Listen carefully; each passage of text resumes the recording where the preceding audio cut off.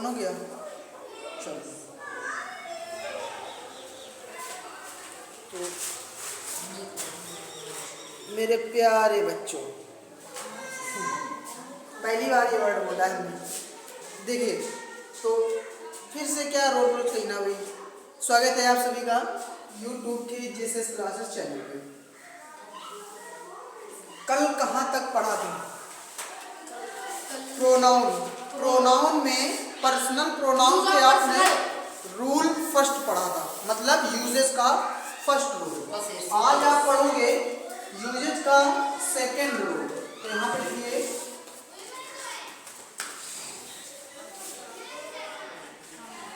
Rule second. देखिए first rule में आपने पढ़ लिया था कल कि यदि हमारे सेंटेंस में दो या दो से अधिक ऑब्जेक्ट, दो या दो से अधिक प्रोनाउन, क्या यही तो रूल था ना? कल वाला जो रूल था यूज, पर्सनल प्रोनाउन का जो यूज था, उसका जो पहला रूल था वो यही कह रहा था कि यदि हमारे सेंटेंस में दो या दो से अधिक प्रोनाउन किससे जुड़े होंगे? एंड से या फिर और से, तो हमारा जो सेंटेंस होगा वो सेम होगा। बोला गया था मतलब दोनों प्रोनाउन जो होंगे वो सेम होंगे, ऐसा कहा था। मतलब सेम का मतलब भले ही हमारे सेंटेंस में पहले एक कहीं ऑब्जेक्ट दिया जाए, एक कहीं सब्जेक्ट दिया जाए, लेकिन अगर हम ये रूल फॉलो करते हैं तो हमको सेम बनाना पड़ेगा। ऑब्जेक्ट ऑब्जेक्ट के साथ कॉम्बिनेशन होगा, सब्जेक्ट सब्जेक्ट के साथ कॉम्बिनेशन होगा। समझ में आ गया? ये था फर्स्ट रूल। अब सेकेंड रूल क्या कहता है? लिखिए लिखिए, after the word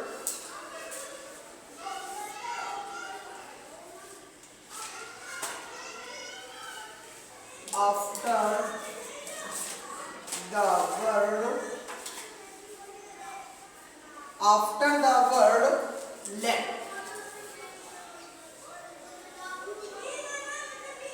after the word let, let के बारे में पढ़ेंगे। The pronoun is always the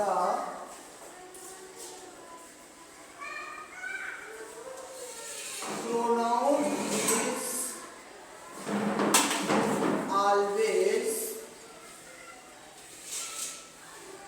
in objective case, in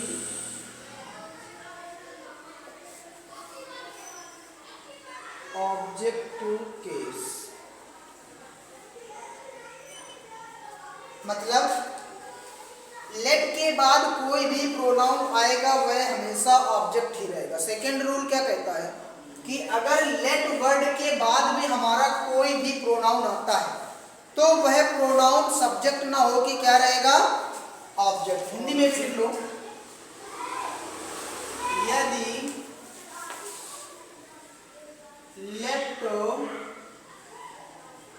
यदि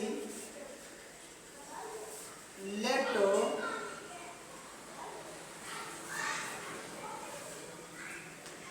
वर्ड के बाद में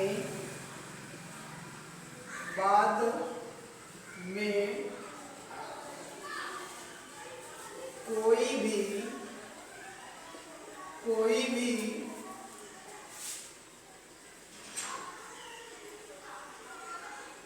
प्रोनाउन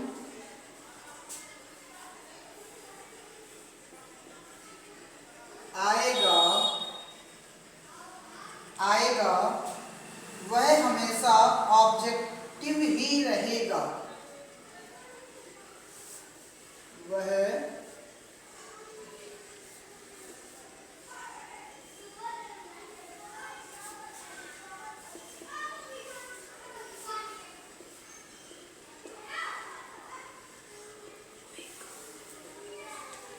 ऑब्जेक्टिव ही रहेगा। सेकेंड रूल ये कहता है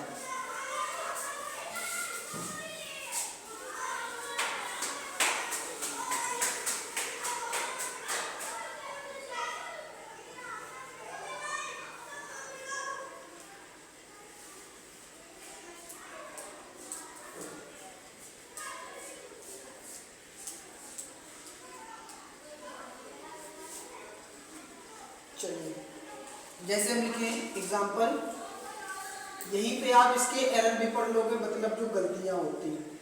आपको दिया गया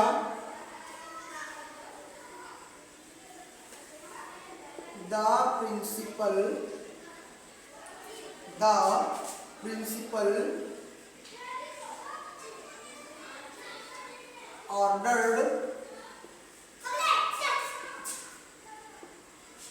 ordered and the tune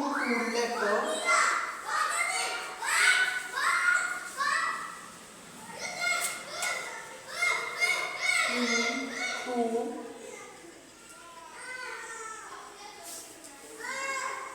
let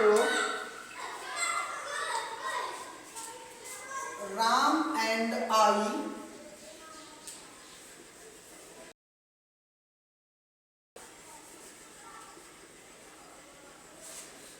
enter his chamber.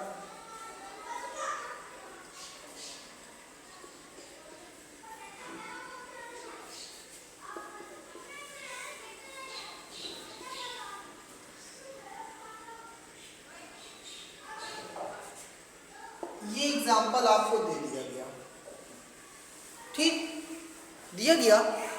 इस एग्जाम्पल को आप लोग करोगे किससे? इस रूल से।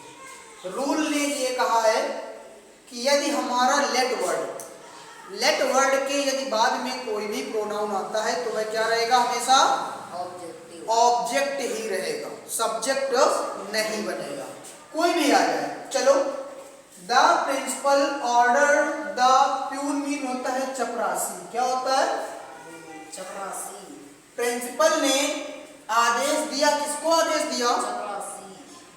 To let Ram and I enter mean प्रवेश, हिज मीन अपने चैम्बर। उसने कहा, अब यहाँ पे आपको ये देखना है इस रूल से कि हमारे सब्जेक्ट क्या है और हमें दोनों को ऑब्जेक्ट ही रखना है। देखो, अगर राम को देखें, सबसे पहले तो ये राम एंड हमारा क्या है, क्योंकि अब ये दो प्रोनाउन आपस में जुड़ रहे हैं तो ये हमारा क्या हुआ? जोड़ने वाला कंडक्टर हुआ ना, कंजक्शन हुआ कि नहीं हुआ? ये राम हमारा है, राम हमारा क्या है? वैसे तो सब्जेक्ट है कि नहीं है? है कि नहीं है सब्जेक्ट? तो ये हमारा सब्जेक्ट हुआ, लेकिन सब्जेक्ट तो है, चलो लिख लेते हैं सब्जेक्ट। ये भी हमारा क्या है? आई भाई सब्जेक्ट है ना, सब्जेक्टिव केस है फर्स्ट पर्सन का। अब लेकिन उसने ये कहा है कि लेट के बाद में कोई भी प्रोनाउन अगर आता है हमेशा वो ऑब्जेक्ट ही रहेगा, भले सब्जेक्ट हो तो हो। अब यहाँ देखो, लेट ये लिखा है ना, लेट के बाद में क्या आया है? राम और आई, मतलब मैं। तो यहाँ दोनों सब्जेक्ट है, लेकिन दोनों को हम सब्जेक्ट ना रख के क्या बनाएंगे? ऑब्जेक्ट। दोनों को क्या बनाएंगे? ये भी ऑब्जेक्ट। अब अगर आई और सब्जेक्ट है तो आई का ऑब्जेक्टिव केस क्या होता है? मी। क्या होता है? तो यहाँ पे बताओ, आई होगा कि मी होगा? आई की जगह पे मी होगा ना, मी होगा। तो ये गलती थी कि नहीं थी? ये गलती थी, सही कर लो अपने कॉपी में भी, ऐसे जैसे हमने किया है। आई को काट के आप मी कर दो, तो ये एरर आप पढ़ रहे हो, ठीक है? ये चीज समझ में आई? अब लिखो रूल नंबर 3।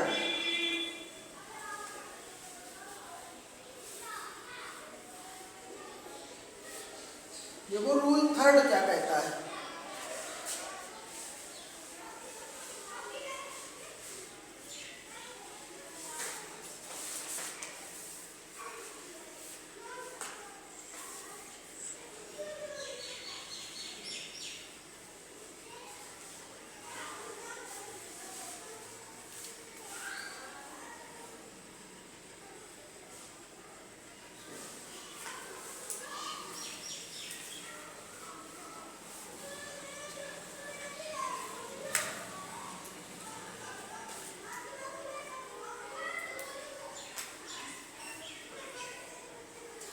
चलो लिखो, रूल लिखो।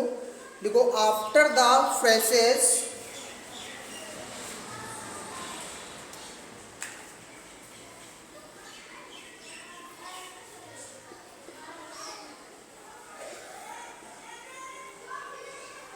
after the phrases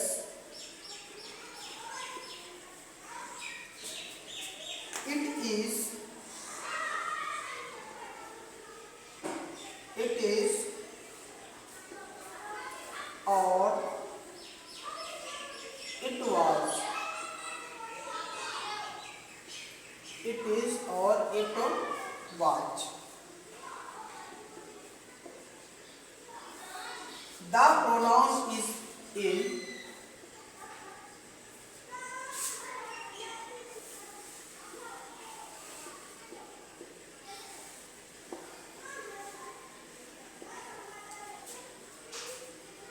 subjective case,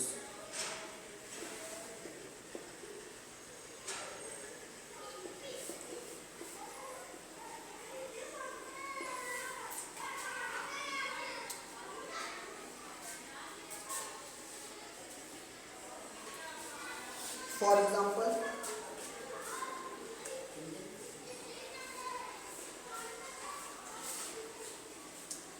it was him,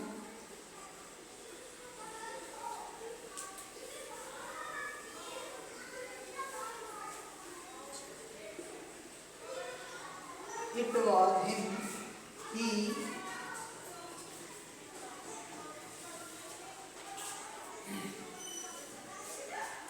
and who helped me,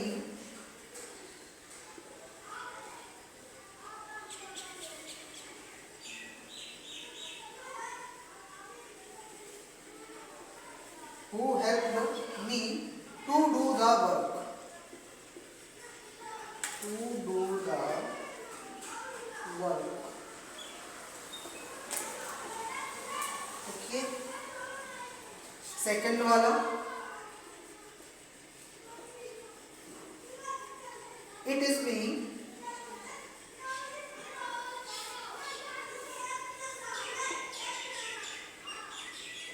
it is me, I, who is responsible,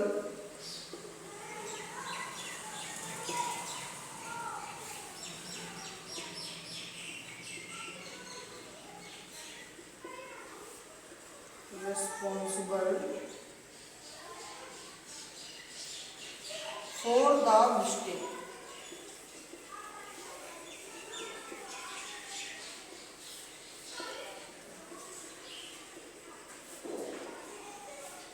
चलो अब इसमें हमको देखना है क्या सब्जेक्ट है, क्योंकि सब्जेक्टिव केस इन में होगा, सब्जेक्टिव केस में होगा। इट इज़ और इट वाज दोनों इम्पर्सनल प्रोनाउन। पर्सनल प्रोनाउन करते क्या हैं, सब्जेक्टिव इंट्रोड्यूस करते हैं।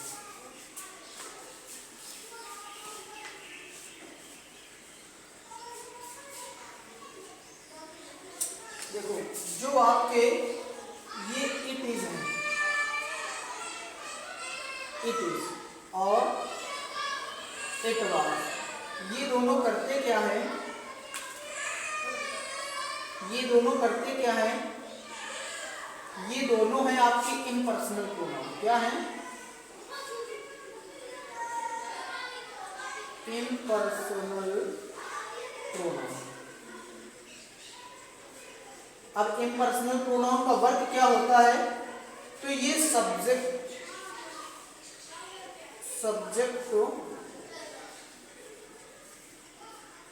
को इंट्रोड्यूस करते हैं।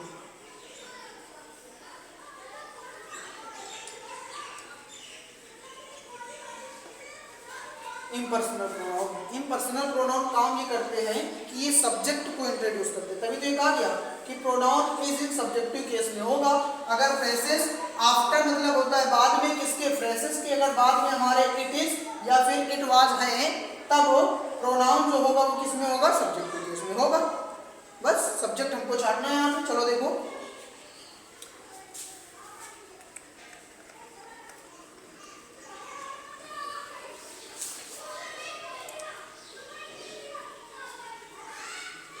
पहले ऑब्जेक्टिव केस में आए हाँ हाँ, कहाँ पे? नीचे ओ हाँ, एग्जाम्पल या- में ऊपर वाले में ऑब्जेक्टिव में है, आपको सब्जेक्टिव बताना क्या होगा यहाँ पे। देखो ये तो हमारी वर्ब है, बोर्ड पे देखो, ही होगा भाई ये क्या है? वर्ब है, तो ये हमारा सब्जेक्ट होगा कि नहीं होगा? ये तो ऑब्जेक्ट है हिम, ही का, तो ये हमारा सब्जेक्ट होगा, तो यहाँ सब्जेक्ट लिख दो। हेल्प हमारी हेल्प, ये वर्ब है कि नहीं है? ये वर्ब हुई, ठीक। अब यहाँ पे ये हमारी वर्ब है ना, क्या है? वर्ब। और आई में वर्ब क्या? आई के लिए वर्ब इज लगती है, आई के लिए वर्ब क्या यूज होती है? एम क्या यूज होती है? तो यहाँ पे ये इस मिस्टेक में है कि नहीं है? एरर में लिखा है, तो यहाँ एम कर दो, ठीक। ये एक एरर मिला आपको। आई हमारा सब्जेक्ट होगा, आई के लिए वाज, आई के लिए एम यूज होता है, तो ये सब्जेक्ट हो जाएगा, ठीक। बस यही पढ़ना है, इतना ही है। ये मी है, ऑब्जेक्ट में है, तो इसको बनाने में कोई दिक्कत नहीं है। हमें यहाँ से हमें सब्जेक्ट ढूंढना था, एक एरर इसमें मिला और यहाँ पे ये सब्जेक्ट ढूंढना था बस, ठीक। अब नेक्स्ट रूल की ओर बढ़ते हैं हम लोग।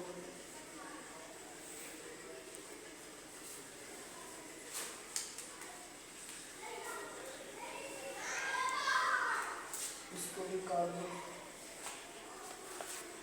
अब नेक्स्ट रूल,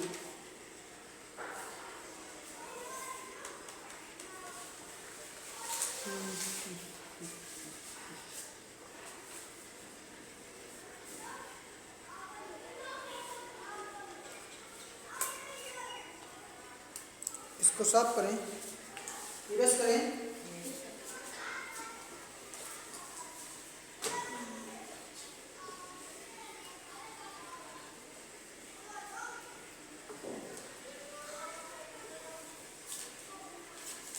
अब डालो नोट,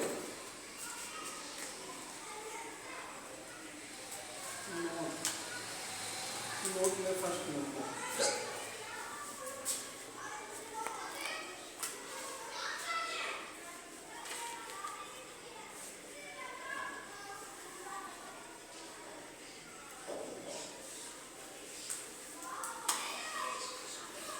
पहले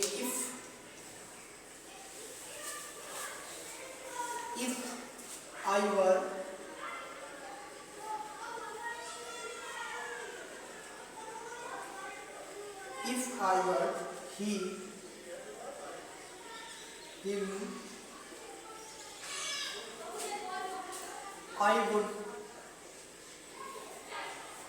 I would help her.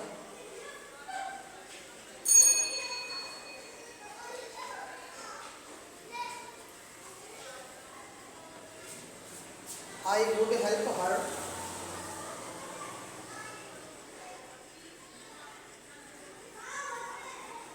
Help with me.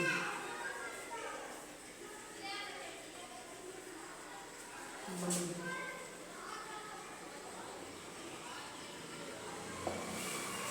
Second number, A डालो चाहे 1 डाल दो, ए बी 1 2 जैसे मिलेंगे। If they were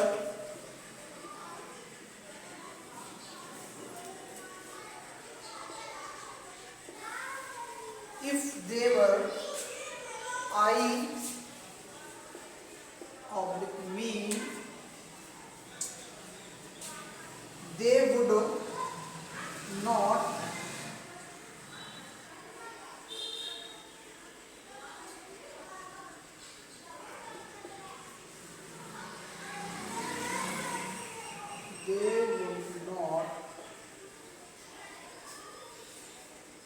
oppose their boss.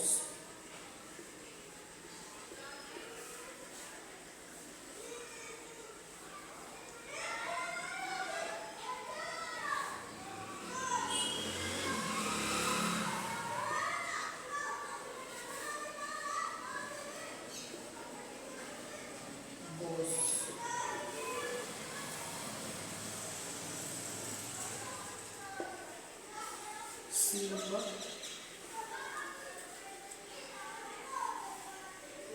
I supposed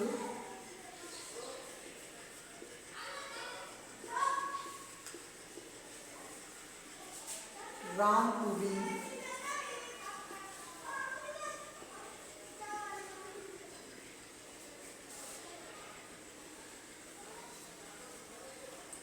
Shyam.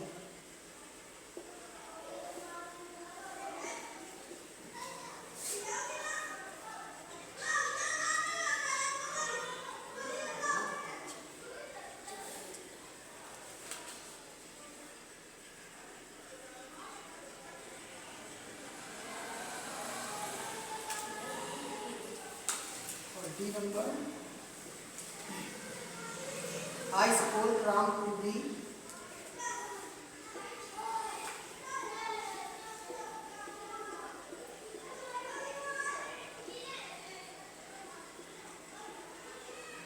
Ram to be he oblique he. He oblique he. चलो देख लेते हैं इसमें।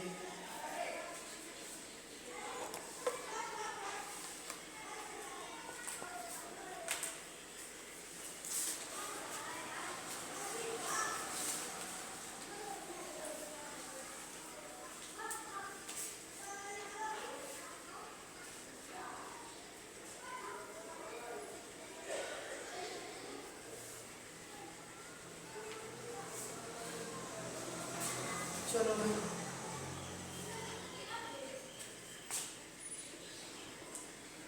सब्जेक्ट हो जाएगा,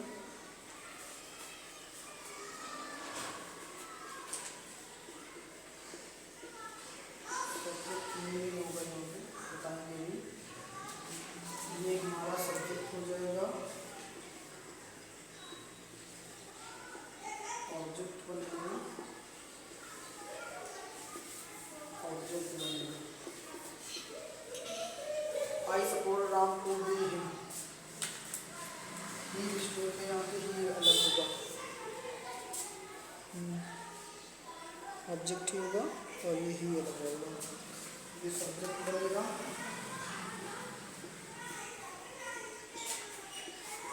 ऑब्जेक्ट बनेगा, ही मिस्टेक हिम राइट।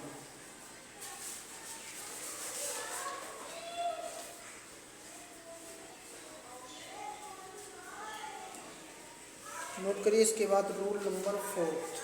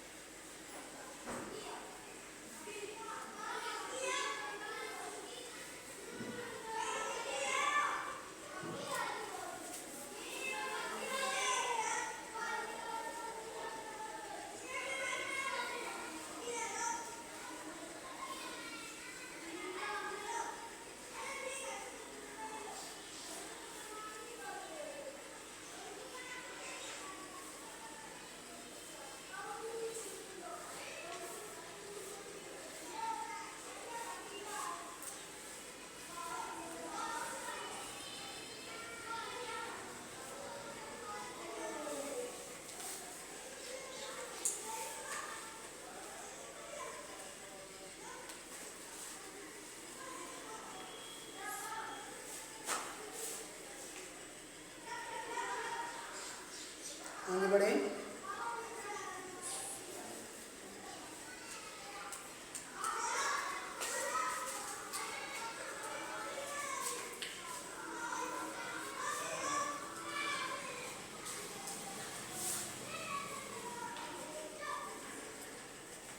चलिए रूल नंबर 4 हो गया ना।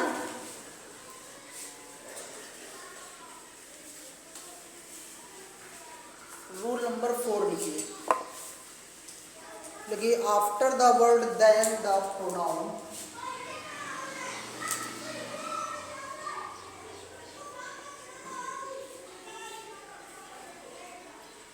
आफ्टर the वर्ड, कौन सा वर्ड? देन,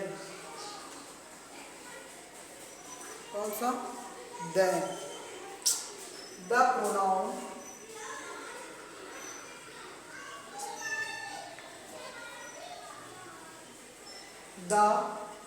प्रोनाउन तो क्या होगा? Can be in subjective as well as, can be in subjective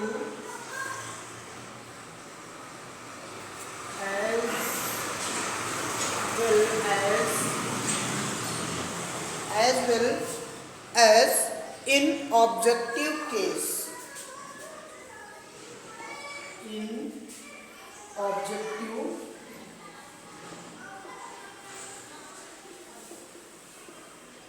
case, मतलब क्या हुआ? अगर हमारा देन के बाद में कोई प्रोनाउन कैन बी हो सकता है, क्या? अगर देन के बाद में कोई हमारा प्रोनाउन आता है, ठीक, तो वह प्रोनाउन क्या होगा? या तो सब्जेक्टिव होगा एज वेल एज, या फिर ऑब्जेक्टिव होगा। या तो सब्जेक्टिव केस में होगा या फिर किस में होगा? इन लगा है ना, तो या तो सब्जेक्टिव में होगा या फिर ऑब्जेक्टिव में होगा। क्लियर हो गया? अगर देन के बाद में कोई प्रोनाउन आता है, फॉर एग्जाम्पल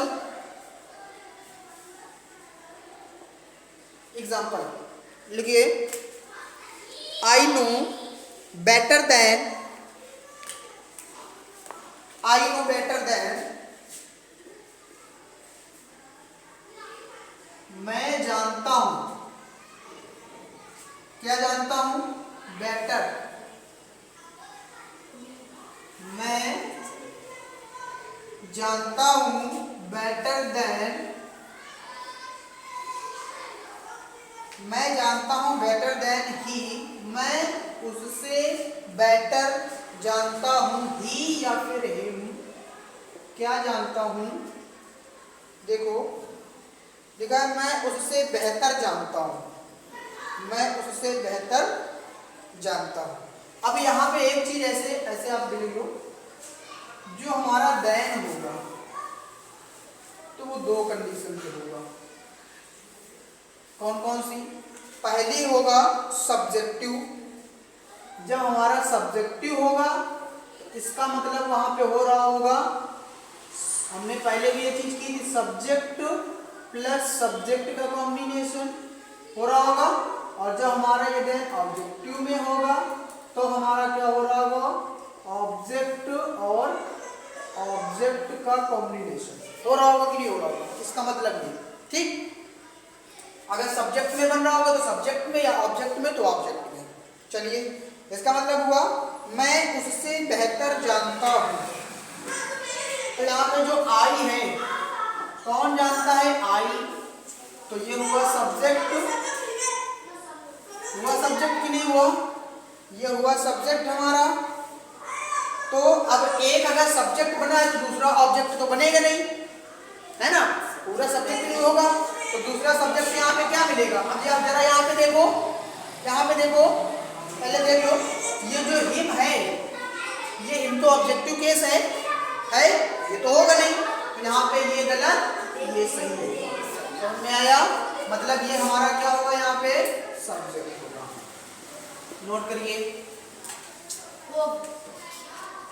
इसके बाद नेक्स्ट एग्जांपल, बी नंबर लिखिए, आई know you, I know you better then, मैं तुमसे बेहतर जानता हूं, क्या जानता हूं?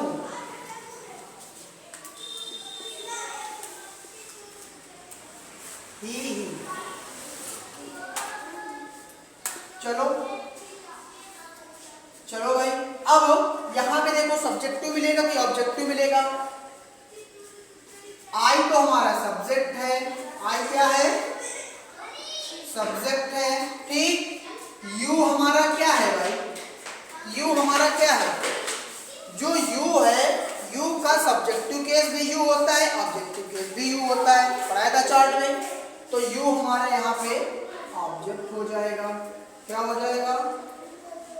अब हमको एक ऑब्जेक्ट मिला तो दूसरा ऑब्जेक्ट देखो कहाँ पे मिलेगा, ही तो हमारा सब्जेक्टिव है, तो हिम हो जाएगा। क्या हो जाएगा?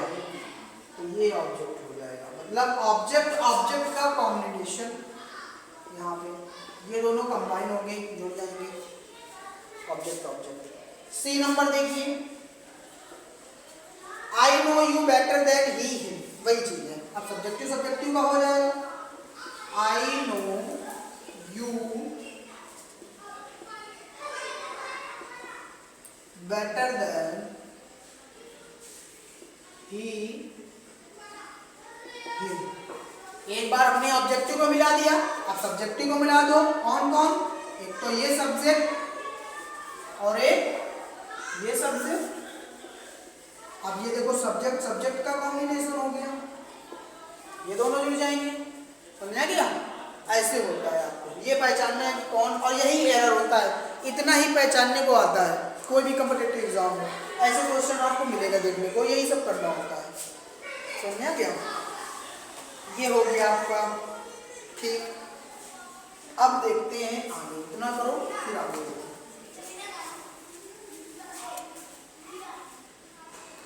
नहीं, नोट कर लो आराम से।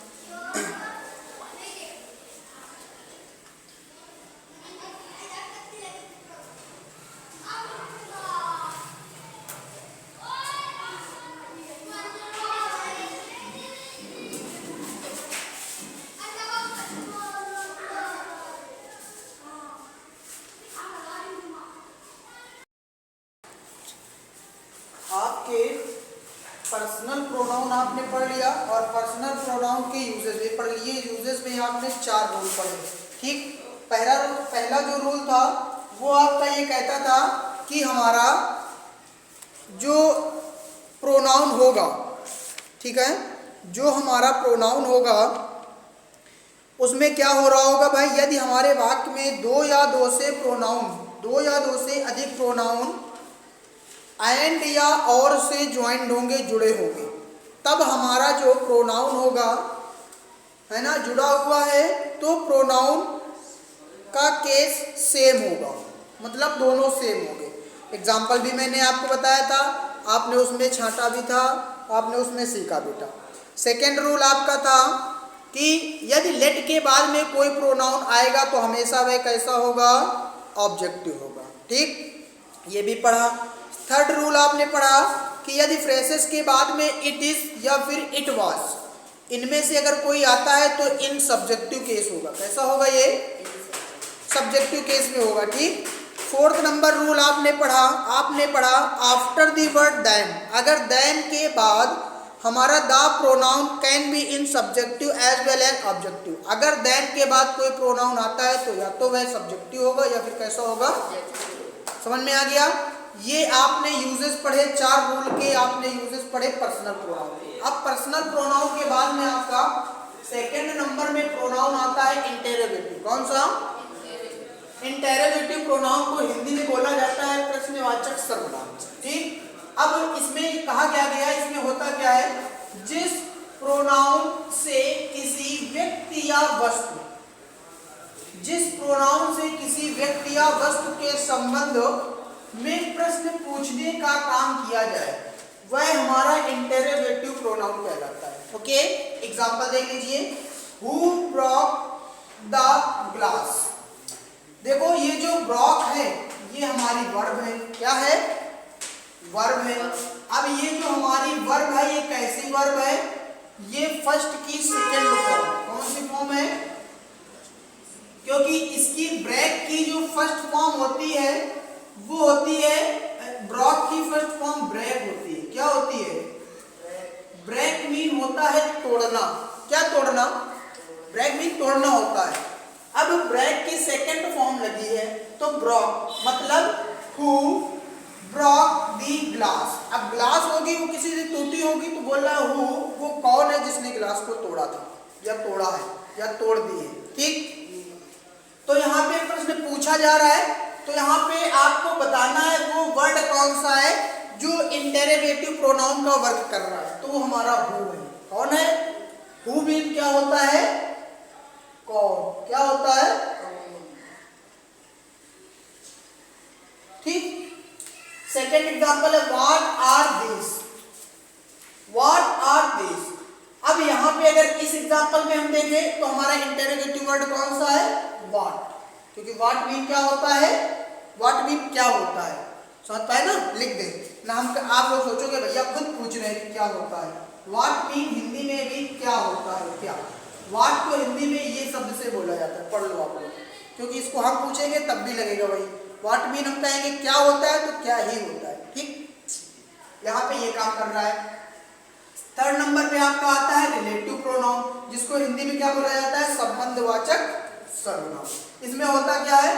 जो प्रोनाउन किसी नाउन के स्थान पर प्रयुक्त होकर दो वाक्यों को जोड़ने का कार्य करते हैं, रिलेटिव प्रोनाउन कहलाते हैं। मतलब कोई ऐसा वर्ड होगा जो किन्हीं दो सेंटेंस को आपस में ऐड कर रहा होगा, समझ पाए ना? कोई ऐसा वर्ड होगा जो किन्हीं दो सेंटेंस को आपस में जोड़ रहा होगा, है ना? और जिस जगह पे वो जोड़ रहा होगा, लिखा है आगे देखो, वह नाउन जिसके स्थान पर इसका प्रयोग होता है। किसका प्रयोग? इस रिलेटिव प्रोनाउन का जिस स्थान पे, जिस नाउन के स्थान पे प्रयोग होता है, उसको कहते क्या है? उसको बोला जाता है एंटेसेडेंट। उस वर्ड को क्या बोला जाता है? एंटेसेडेंट कहलाता है। अब एग्जांपल देख लेते हैं हम लोग। चलिए, लिखा है take the toy that you like. आपने take mean the toy. Toy mean क्या होता है? खिलौना। टॉय मीन क्या होता है? खिलौना होता है ना, छोटे बच्चों वाला। Take the toy that you like, तुम जिसे पसंद करते हो, है ना? तो यहाँ पे जो दैट वर्ड है हमारा, ये जो दैट वर्ड है ना, यही हमारा क्या है? आरपी है। क्या है? आरपी मतलब रिलेटिव प्रोनाउन। ये काम कर रहा है। ये क्या काम कर रहा है? ये देखो, ये दैट लगा है, दैट से ही हमारा एक ये सेंटेंस जुड़ा है, एक ये सेंटेंस जुड़ा है। दो सेंटेंस को जोड़ने का काम कर रहा है ना दैट वर्ड। अब इसके आगे जो ये नाउन है टॉय, खिलौना, आप इमेजिन कर सकते हो? टॉय खिलौने को देख सकते, मतलब जैसे आपने पढ़ा कि खिलौना, अब खिलौने का इमेजिन बनेगा ना कि कैसा होगा? छोटे बच्चों वाला होगा। तो अगर इसका इमेज बन गया मतलब नाउन होगा, तो ये नाउन हमारा क्या कहलाएगा? एंटीसीडेंट। समझ में आ गया ना? सेकंड वाला, this is the boy whose bag was lost. अब यहाँ पे एक ये सेंटेंस है, एक ये सेंटेंस है। यहाँ से दिस इज द बॉय, यह एक लड़का है। अब इन दोनों सेंटेंस को आपस में कौन जोड़ रहा है? तो हुज वर्ड जोड़ रहा है। तो ये हमारा आरपी हुआ कि नहीं हुआ? रिलेटिव प्रोनाउन हुआ कि नहीं हुआ? हुआ ना? अब इसके आगे क्या है? बॉय, लड़का, आप इमेजिन कर सकते हो, तो नाउन हुआ, तो इसका नाम क्या होगा? एंटीसेडेंट। ठीक, अब हम आते हैं फोर्थ नंबर पे। फोर्थ नंबर को बोला जाता है डिमोन्स्ट्रेटिव प्रोनाउन। हिंदी में इसको कहते हैं संकेतवाचक सर्वनाम। होता क्या है इसमें? जो प्रोनाउन किसी व्यक्ति अथवा वस्तु की ओर संकेत या आप कह सकते हो इशारा करे, है ना? संकेत करे, उसे संकेत करते हैं और उनके स्थान पर प्रयुक्त होते हैं। संकेत करेंगे और उनके स्थान पे बैठ जाएंगे, प्रयोग हो जाएंगे, वो क्या कहलाते हैं? डिमोन्स्ट्रेटिव प्रोनाउन उनको कहा जाता है। ठीक है, एग्जांपल देखो, this is a table. This is a table. अब जो टेबल है, हम कहते हैं आ टेबल मतलब एक मेज। दिस मीन होता है यह। अब कोई मेज यहाँ पे मान लो रखी हो, ये मेज यहाँ पे रखी हो और मेज रखी हो यहाँ पे, तो अगर हम जब कहेंगे तो ये कहेंगे ये किसकी मेज है? तो आप बताओगे दिस इज माई, मेरी है। तो दिस इज आ टेबल, आप कहोगे यह एक टेबल है। आपने उस टेबल को बता दिया इशारा करके कि वो क्या है, बता दिया ना? तो मतलब यहाँ पे जो टेबल की ओर इशारा कर रहा है वह वर्ड कौन सा है? दिस। तो दिस हमारा डीपी मतलब डिमोन्स्ट्रेटिव प्रोनाउन हुआ या नहीं हुआ? सेकंड वाला, that is my school. That is my school, तो यहाँ पे स्कूल की ओर इशारा कौन कर रहा है कि ये मेरा स्कूल है, तो दैट वर्ड है, तो ये हमारा यहाँ तक क्लियर हुआ? आगे बढ़े, चलो इसके और देख लेते हैं अब। चलो देख लेते हैं इसके। अब इसके 5th नंबर वाले देख लें। चलिए 5th नंबर पे आते हैं, 4th के बाद 5th। रेफ्लेक्सिव प्रोनाउन, हिंदी में बोला जाता है निजवाचक सर्वनाम। जिस प्रोनाउन के कार्य का प्रभाव किस पे पड़े? सब्जेक्ट पे पड़े। कोई ऐसा वर्ड, कोई ऐसा प्रोनाउन जो काम तो करता हो लेकिन उसका इफेक्ट किस पे पड़ता हो? सब्जेक्ट पे। वह हमारा वर्ड क्या कहलाएगा? Reflexive pronoun. Example, he covered himself with a blanket. अब यहाँ पे कवर मीन क्या होता है? ढकना। क्या होता है? कवर्ड मीन ढक लिया, हिमसेल्फ विद मीन साथ, आ ब्लैंकेट कोई ऐसा कवर, कोई ही मीन वह, या यहाँ पे वह में कह के हम उसने कहेंगे ना, क्योंकि हमको सेंटेंस बनाना अपना। उसने हिमसेल्फ अपने आप को विद आ ब्लैंकेट कोई ऐसा बकेट, मतलब कोई ऐसा जैकेट टाइप का, वैसे नहीं देखा होगा जैसे बक्से टाइप का नहीं होता, लंबा लंबा बक्से टाइप का, ऐसे ऐसे। अब यहाँ पे चैन होती है, इसमें ऐसे चैन होती है, बंद हो जाती खुल जाती है ना। तो उसने अपने आप को विद अ ब्लैंकेट, अपने आप को ढक लिया, कवर कर लिया। अब किससे ढक लिया है? कवर किया है अपने आप को, हिमसेल्फ। तो ये जो वर्ड है ये हमारा क्या काम कर रहा है? ढकने का। लेकिन इसका इफेक्ट किस पे पड़ रहा है? कर्ता पे। बस छुट्टी हो रही है अभी। इसका इफेक्ट किस पे पड़ रहा है भाई? ये इसका इफेक्ट कर्ता पे ढक रहा है इसके द्वारा। तो ये हमारे क्या हुए? आरपी हुआ, मतलब रिफ्लेक्सिव प्रोनाउन। इस वाले में आई प्लेड माई सेल्फ, यहाँ पे इसका प्रभाव कर्ता पे पड़ा, सब्जेक्ट पे पड़ा, तो ये हमारा आरपी हुआ, मतलब रिफ्लेक्सिव प्रोनाउन। अब 6 नंबर पे हम आते हैं। 6 नंबर क्या कहता है? एम्फैटिक प्रोनाउन, हिंदी में दृढ़ता सूचक। जब कोई सब्जेक्ट किसी वर्ब के एक्शन पर, अगर वर्ब होगी तो वो एक्शन जरूर कर रही होगी, या तो चल रही होगी या तो दौड़ रही होगी, ठीक। अब पर एम्फैसिस मतलब होता है बल या जोर, ठीक, देता है, तब इस प्रभाव को प्रकट करने वाले प्रोनाउन को क्या कहते हैं? एम्फैसिस प्रोनाउन। मतलब कोई एक ऐसा वर्ड जो किसी वर्ब पर बल दे, और बल देने के बाद कोई प्रभाव होगा, कोई इफेक्ट होगा, और जो इफेक्ट होगा उसको प्रकट करने वाले वर्ड को क्या कहते हैं? एम्फैटिक प्रोनाउन। ओके, एग्जांपल दे लेते हैं। He himself responsible for his failure, मतलब जो यहाँ पे फेल हो रहा है, जो अपने रिस्पांसिबल के कारण फेल हो रहा है, उसको कुछ यहाँ पे हिमसेल्फ, अब यहाँ पे कह रहा है प्रकट करने के लिए एक्शन, यहाँ पे काम क्या हो रहा है? फेल होने का, है ना। तो यहाँ ये फेल हो रहा है रिस्पांसिबल, क्योंकि वो भैया पढ़ाई के प्रति इतना जागरूक नहीं था, रिस्पांसिबिलिटी उसने अपनी अदा नहीं करी, अब फेल हो गया। तो वो यही कह रहा है। अब यहाँ पे कहा भी गया कि सब्जेक्ट किसी वर्ब के एक्शन पर एम्फैसिस बल देता है। ये जो सब्जेक्ट है